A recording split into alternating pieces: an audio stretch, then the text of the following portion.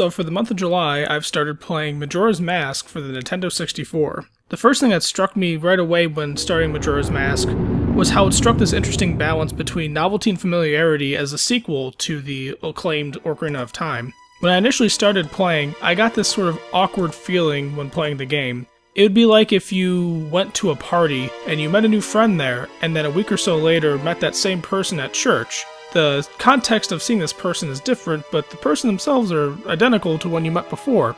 This creates an interesting contrast of familiarity and novelty. This awkward feeling comes from the fact that the subject in question seems both familiar and very different at the same time. These conflicting feelings come about in Majora's Mask as a result of its reuse of the combat mechanics, interface, and many items from Ocarina of Time, while at the same time providing a slight shift in tone in the game and different level design.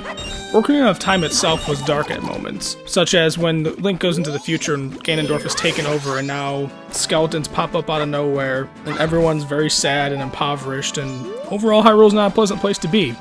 Majora's Mask takes this dark imagery one step farther by using darker colors in its scenes and also blurring the motion when significant characters or events happen on screen, giving everything a very nightmarish appearance. Everything's very dreamlike and very dreary. The game also plays with themes of irreversible tragedy. One example being the player encounters a Gorgon village that has experienced a huge snowfall. The Gorgons living in this village are starving, their fires have gone out, and there's talks of the race actually becoming extinct. The player himself is also transformed into a Deku creature at the beginning of the game, and is hinted to never again become human. One member of a Deku tribe talks about a son that he hasn't seen in many years, and at the beginning of the game you see what may be this son as a dead tree in the ground. Moments like these fit well with the overall conflict of the game. The wearer of Majora's Mask is pulling the moon itself down onto the planet, threatening to destroy all living creatures. The level design of Majora's Mask also feels much more compact than previous entries. The game features only 5 main areas, being the Clock Town and one area for each of the cardinal directions relative to the town.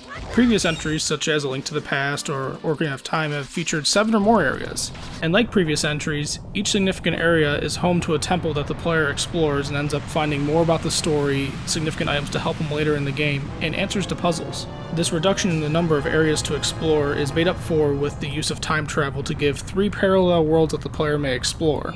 This use of parallel worlds is not an unfamiliar sight in the Zelda games. Previous entries, such as Link to the Past with its Light World and Dark World, and Ocarina of Time with its past and future worlds, offer a way for players to explore the same area through different contexts and use this for puzzle solving and exploration of the story. This style of level design is expanded upon in Majora's Mask. Players are given 3 parallel worlds to explore, Day 1, Day 2, and Day 3. As the player moves from one day to the next, the characters' various stories and the various puzzles you solve themselves become bleaker and darker, as the impending doom of the moon crashing is over the player's head and coming ever closer. The use of these 3 worlds also makes puzzle solving a little more complex.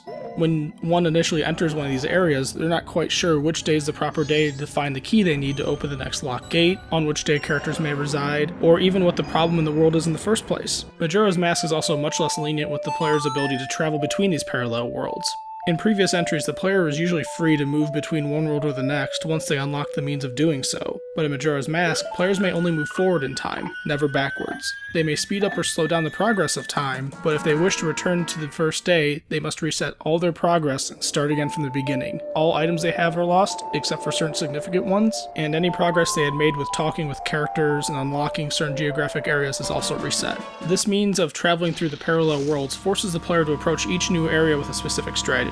It benefits the player to look into an area and begin to explore firstly, talk to all the characters they can, find any switches or blocking elements, and try to understand what the state of each day is. Approaching each world in this careful, methodical manner forces the player to learn more about the story of the world, and gives them a better appreciation for the lore at hand. Once the state of a given area for all 3 days is understood, the player may then reapproach the area from the first day with a game plan of how they're going to approach each day and what actions they're going to take and who they're going to talk to in order to ultimately overcome the area's various puzzles and challenges. Overall, the entire design of Majora's Mask seems to be to build a lot of complexity and a lot of careful thought into a very small, compact area, which is dramatically different when comparing it to Ocarina of Time's very expansive world, such as the first time you hit the Hyrule Fields. It's these subtle departures from the previous entry that really make Majora's Mask feel like its own game, while at the same time benefiting from a lot of the refinement that was put into Ocarina of Time.